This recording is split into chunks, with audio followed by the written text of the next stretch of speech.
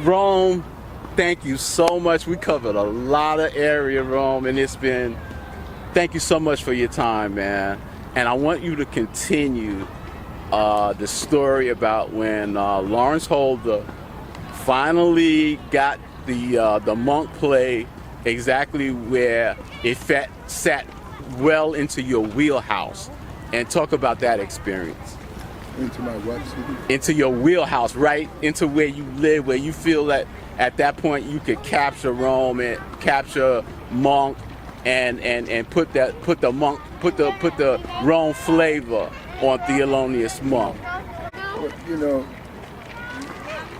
it took some time to do that, you know, because Lawrence, he's such a wonderful writer. You know, Lawrence wrote. Yes, he is. When the Chickens Come to Home to Roost with Denzel Washington. That's right. He wrote Zora with Felicia Rashad. Yes. And then he entrusted me with this one-man show, Monk, about Thelonious Monk.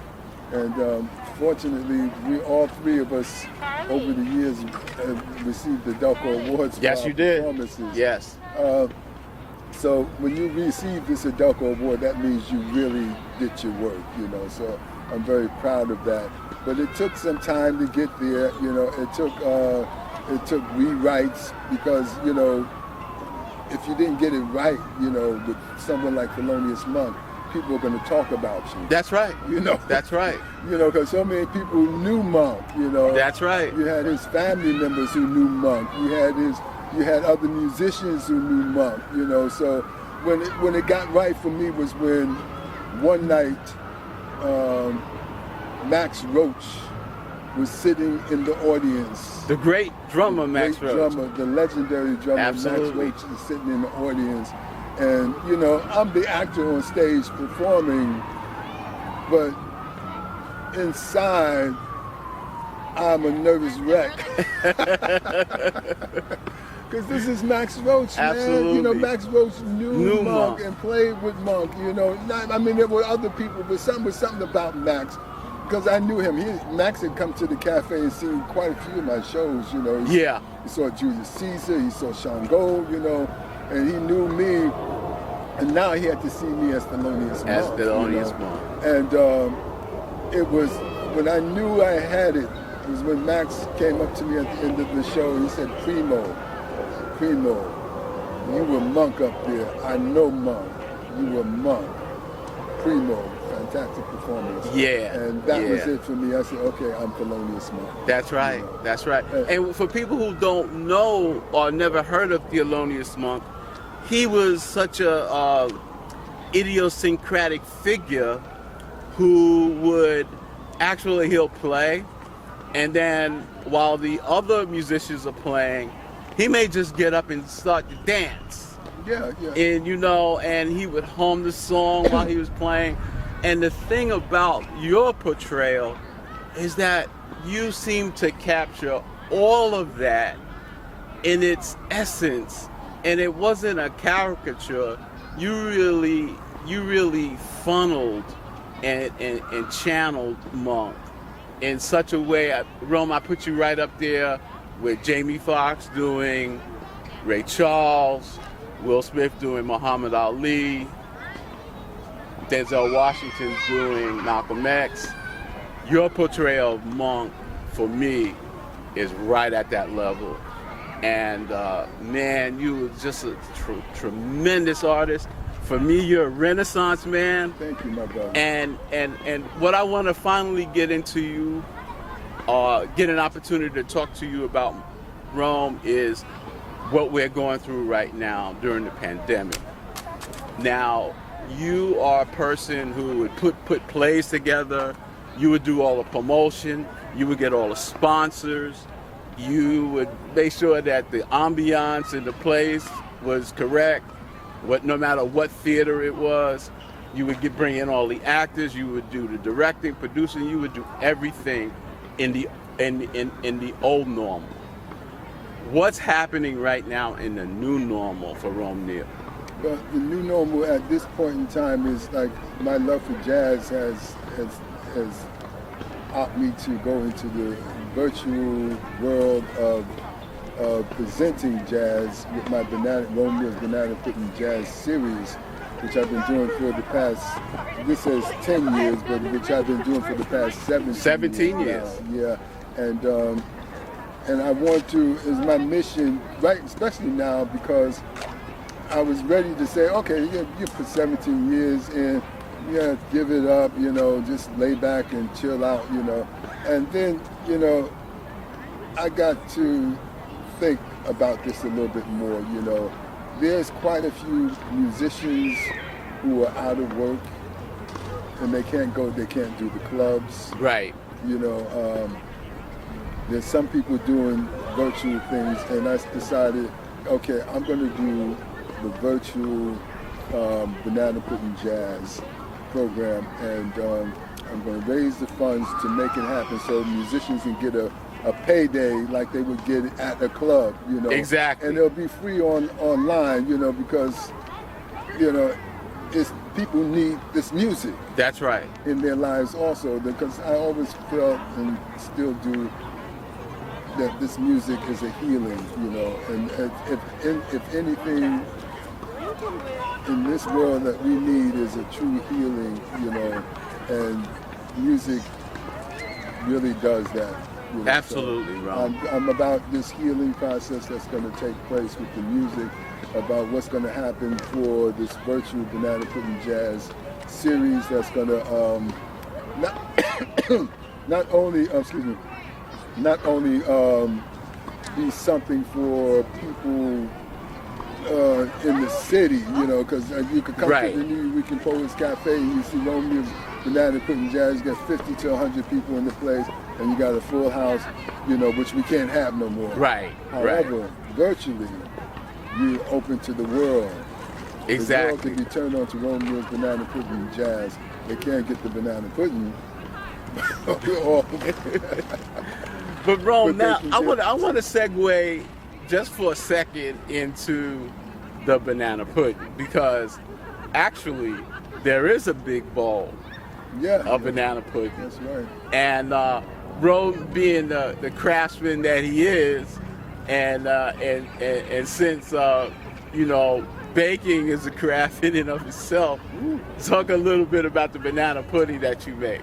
Well, let me tell you, we did the 17th anniversary show last month. That's like the kickoff to raise the monies to do the series that starts the 25th, which is my birthday of this month, September. And what I did was for the 17th anniversary show, I made a bowl of banana pudding, and I took it around to certain people in my car all over the city, and the people that were in the show that I could reach out to, and gave them a bowl of banana pudding to put in the refrigerator to pull out during the evening of the show, and eat it during the show. And it showed that. Look at the video. It's on www.romeneal.com. You can see the video, or YouTube. Exactly. They can look at it and see it. But banana pudding goes back to, you know, I used to go to Harlem, and they had a store called 125th Street, you know that store. Perks, not Perks. Used to have all the sweets there. Wait a minute. I know the name. I know the exact place. It was between Lenox and Fifth. That's right. On the north side of the street. That's I know right. exactly. Yes, right. Exactly. So I used to go there all the time, and when I go to Harlem, it was like a thing. Right. To stop there and get some banana pudding. Right. And at one point they had closed. And, and that was it for my banana pudding. Then I said I got to make my own. You know, amazing. Start making my own banana pudding. One night before I started the series, when I started the series, I said, let me make some banana pudding and take down there to the New Year weekend for this jazz program. And that kicked off the Banana Pudding Jazz series. And people have been loving this banana pudding that I've been making. Yeah, and I've been loving it as well, Rome. I know you have. So finally, Rome, I would be remiss if I didn't ask you about one of your children. Now, all of your children are very, very creative and just real smart people. But through social media, I got an opportunity to experience Rome Neal on the campus, Stanford University, Rome Neal, and tell everybody why you are at Stanford University, sitting in the stands next to a pool. Well, I was sitting there. My daughter at that time was going to Stanford. She was on the Stanford University swim team, and her name is Lia Neal. Yes. Before going to Stanford, she had just won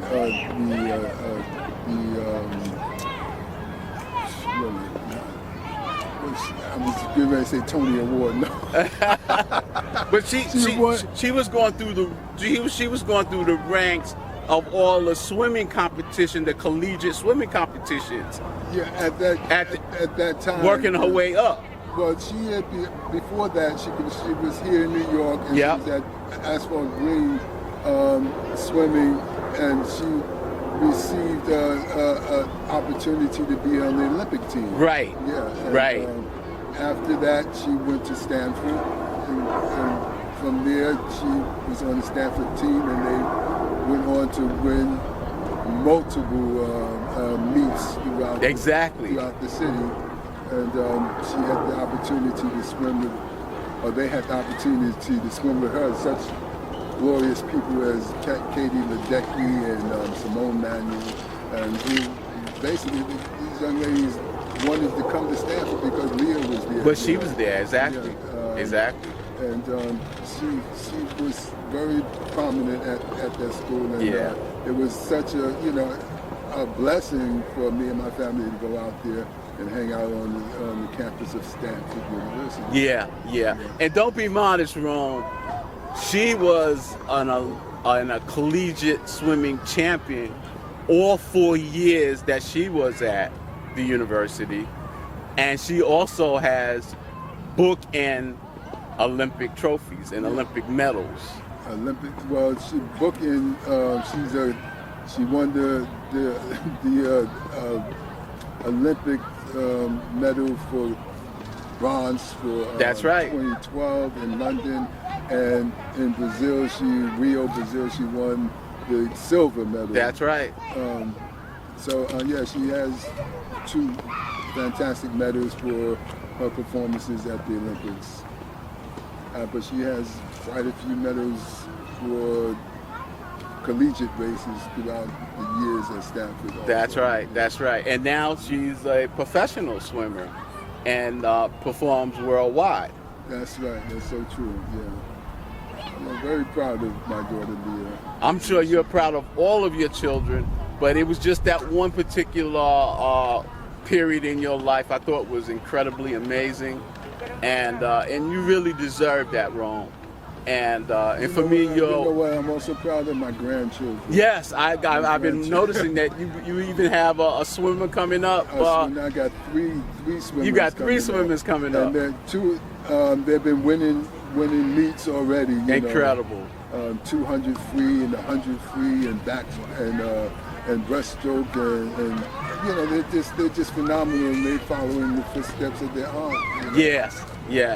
I got Jolie and Delano and Rome Jen, and they, and I got 2 more coming along. The younger ones, they're looking at their family members and saying, "Well, I want to do it too." I want to do it too. Exactly. Into the swimmer things. It's a wonderful happening to have young people, especially wanting to swim, because we weren't. That wasn't our thing back in the day. That's right. That's right. And that's what was so amazing about it, how, your children can reach that high level of achievement in a sport and in an activity that normally we're not associated with. And I thought that was incredibly amazing. Rome, for me, you are a Renaissance man. Everything you do it well. You bring a craftsmanship to everything you do. I saw you work becoming a really fine vocalist and really a champion to the jazz community. a champion to the theater community, a champion to the overall cultural community.